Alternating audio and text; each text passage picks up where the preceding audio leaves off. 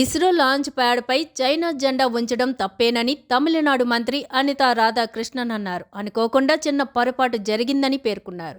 ఇటీవల టీఎన్ పర్యటనలో ఇదే విషయమై ప్రధాని మోదీ డీఎంకే ప్రభుత్వంపై విరుచుకుపడ్డారు. డీఎంకే ఓ పనికిమాలిన పార్టీ, తప్పుడు క్రెడిట్ తీసుకోవడానికి ముందుంటుంది. శాస్త్రవేత్తలను సంకుచిత బుద్ధితో చూస్తుంది. భారత సైంటిస్టులను ఆ పార్టీ అవమానించిందని మోదీ మండిపడ్డారు.